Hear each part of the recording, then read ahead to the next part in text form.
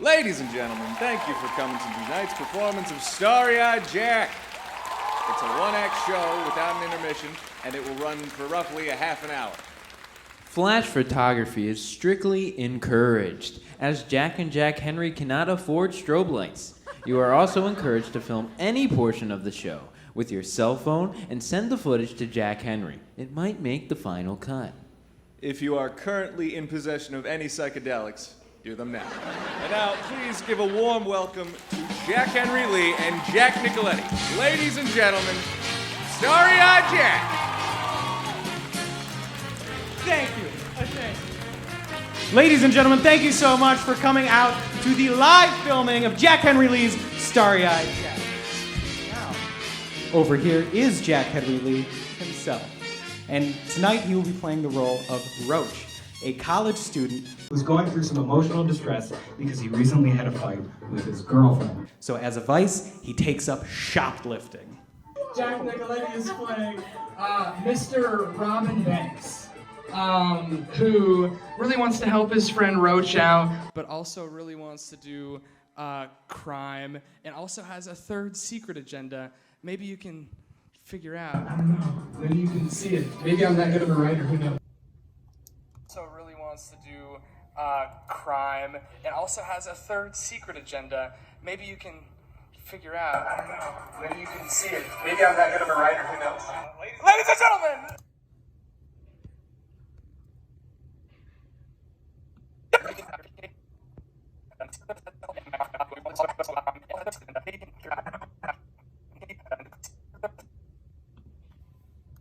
Third secret agenda.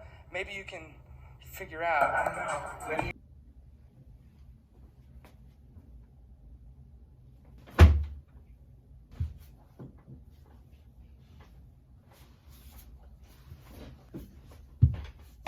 stupid. Okay.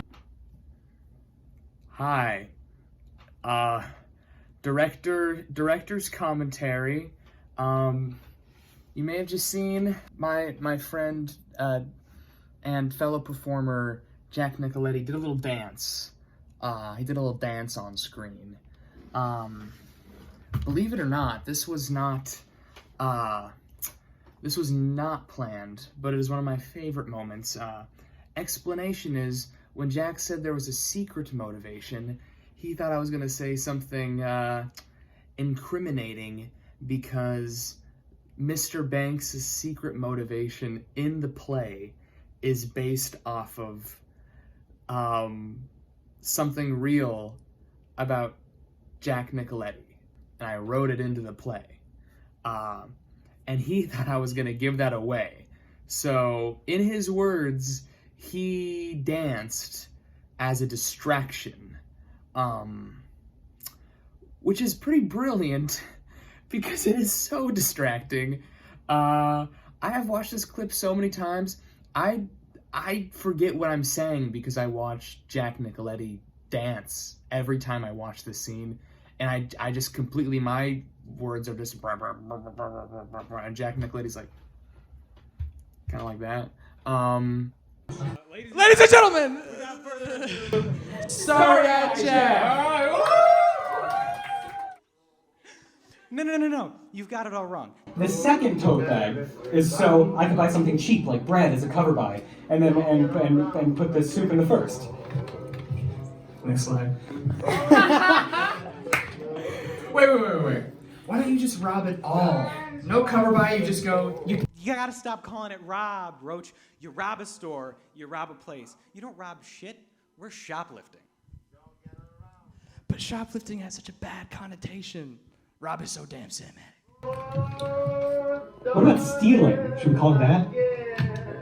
This is besides the point, my dear Mr. Banks. Now, why don't we get back to the wonderful distraction that is crime? What was that about your dumbass double bag soup plan? Oh, yeah. Music. Yep. Next slide.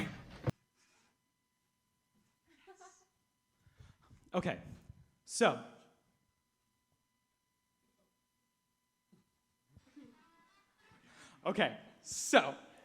Holy shit. So, there's one entrance and one exit. They both happen to be the same door. But the problem is the only way you can get through the exit and the entrance is by going through the self-checkout lane, which is all well and good. But security is always watching the self-checkout lane, folks. And so, wait. Shit. Cut the music. Cut next slide. Are they gonna check our receipts?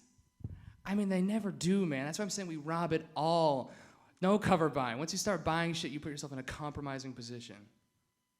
Cut to a close-up of this drawing. I'm drawing this drawing. This project, Starry-Eyed Jack, is kinda nuts. It started as a narrative script that I fully wrote, and then I was reading through it with Jack. There were a few other characters. There's the cat burglar, you'll see. With Jack, reading through it with Jack, there were a few other characters. There's the cat burglar, you'll see.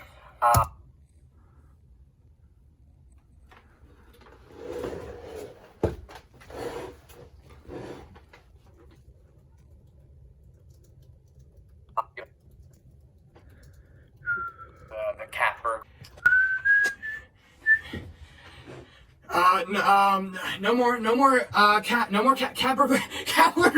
Cat burglar isn't in it anymore. I had to cut cat burglar.